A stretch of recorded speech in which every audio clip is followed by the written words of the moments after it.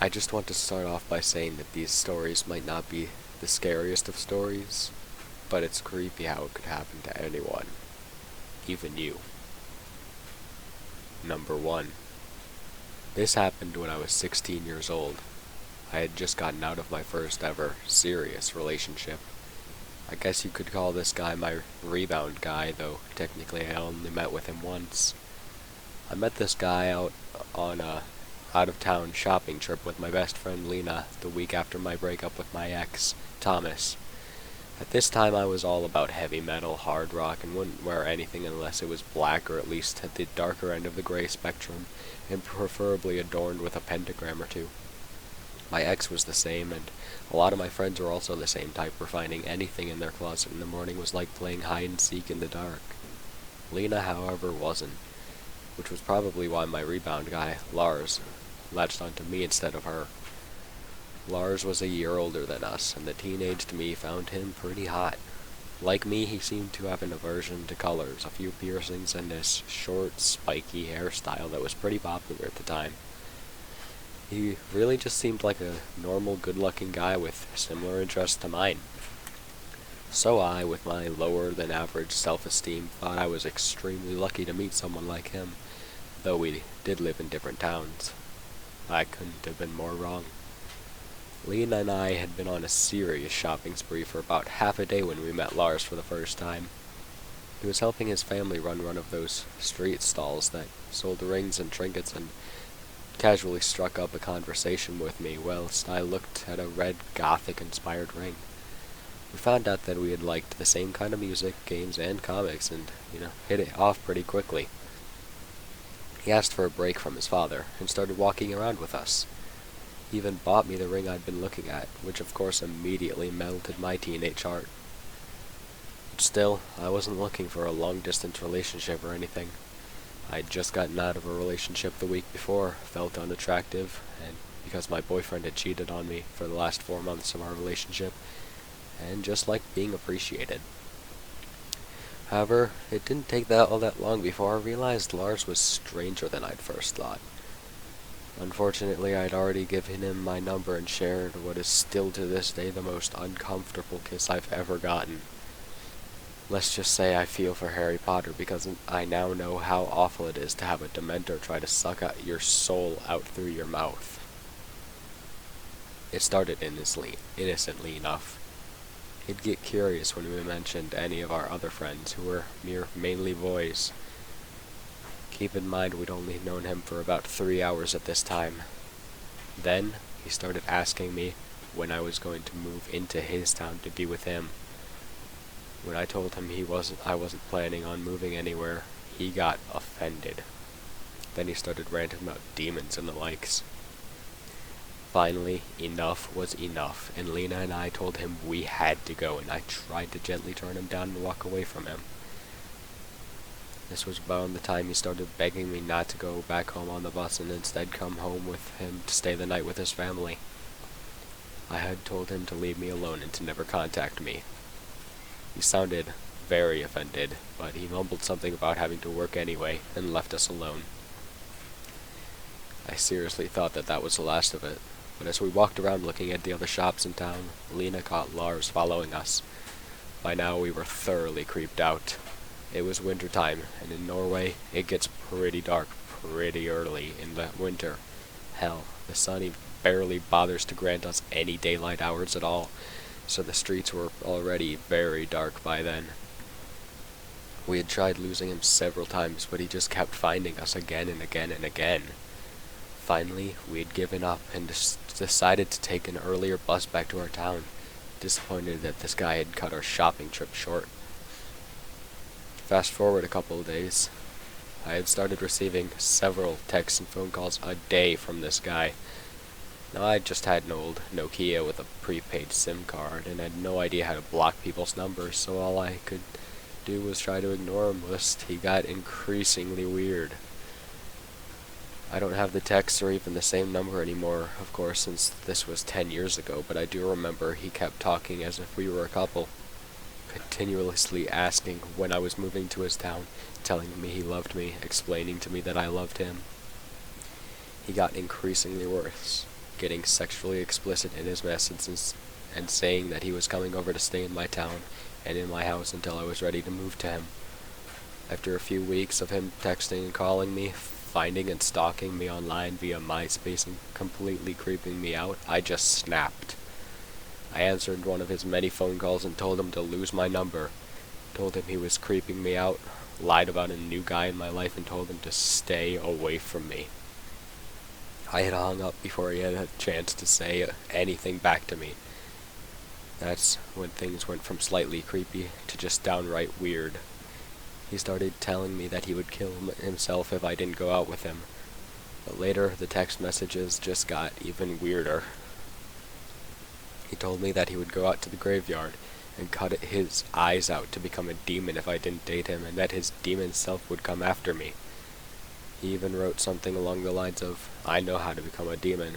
My 2 cats are demons," as if that was definite proof. He then started quoting some sort of satanic texts, talking about how I would have to be his girl if he was a demon, and sending me twisted poetry. I told him to just go ahead and become one, but to stay the hell away from me.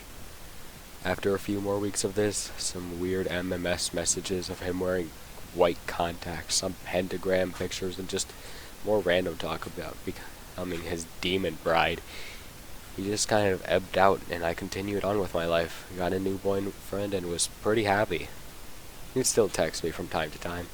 Once I changed my number, I never heard from him again. Pretty anticlimactic, though it was freaking me out when it was happening. A few years later, he'd showed up in my town. Clearly, he never joined his cats and became a demon. Lena ran into him in town. He'd apparently asked her how I was before telling her he was having sex with basically half the female population of our town as well as his. He then invited her to his hotel room for a private party. When she turned him down, he asked her if she thought I would be interested to meet him up to catch up.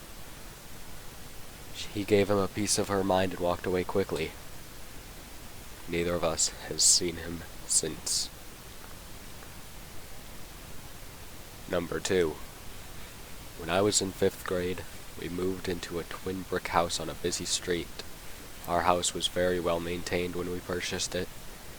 We had a freshly paved driveway, a nice garage out back, and the sweetest neighbors you could imagine connected to us.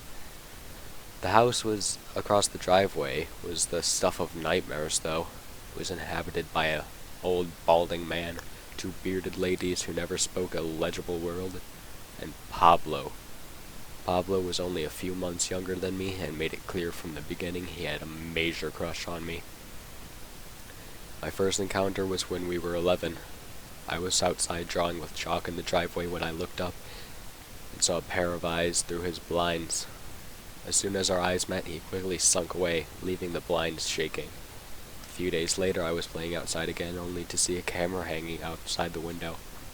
I heard a few faint clicks. As time went on and middle school started, we officially met. We shared a few classes together. Some days after school, we'd hang out in one of our yards and play basketball or whatever we could think of. I noticed, however, from time to time, he'd still take pictures of me. Of course I told my parents, but they just brushed it off, saying it was innocent. He was just a weird kid. When I was 14, I got my first part-time job. Soon after, I bought my first cell phone. He had my number. Every now and then, he'd send me a picture of myself standing inside my house. He must have seen me through a window.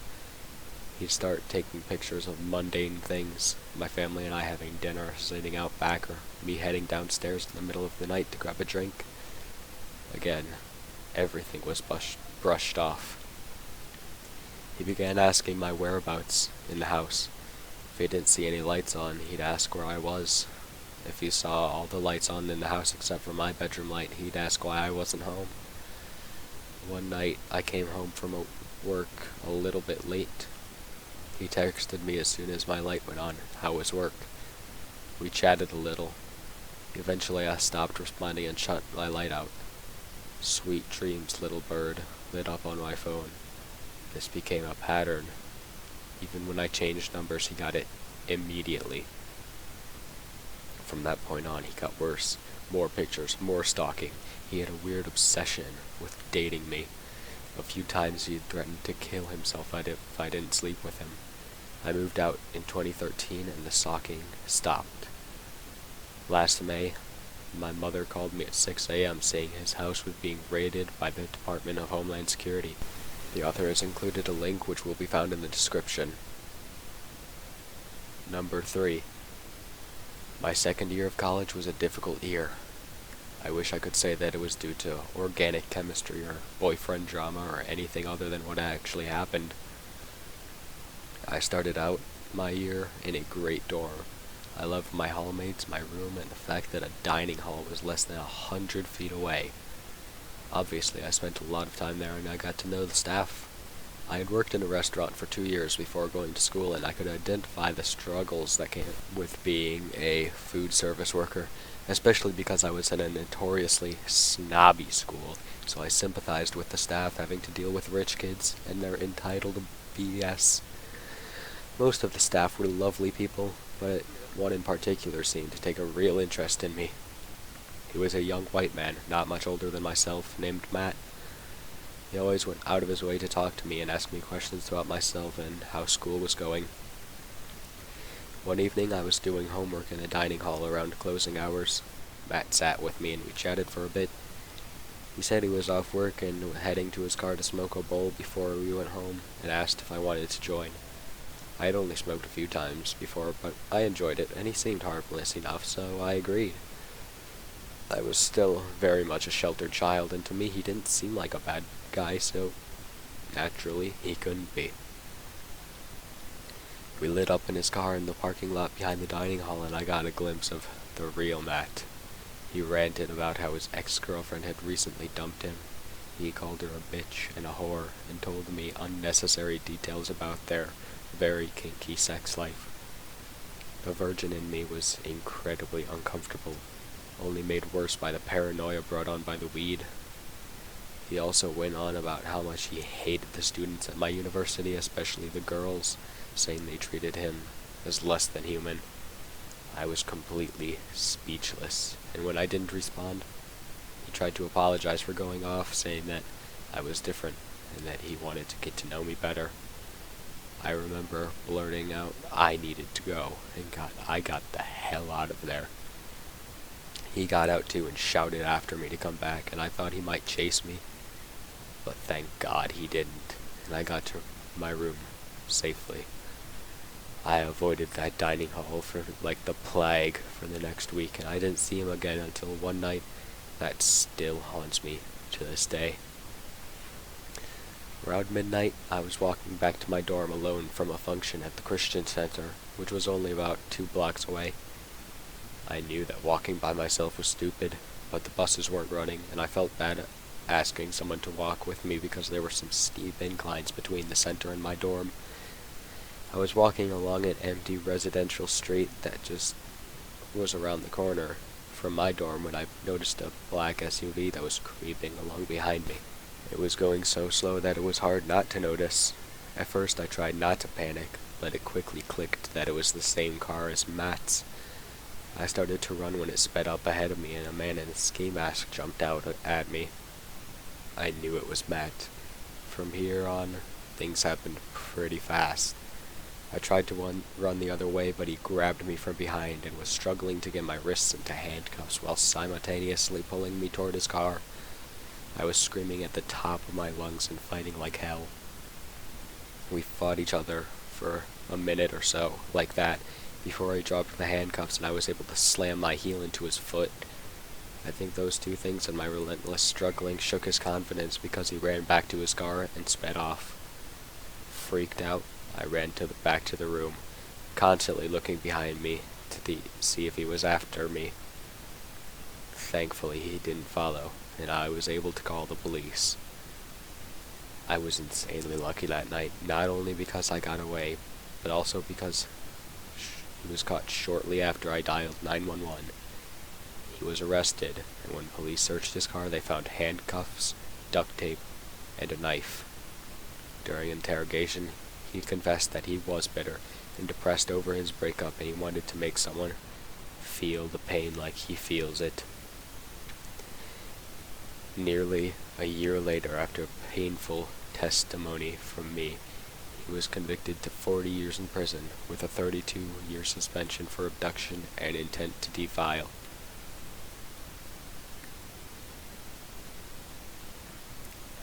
Hi guys.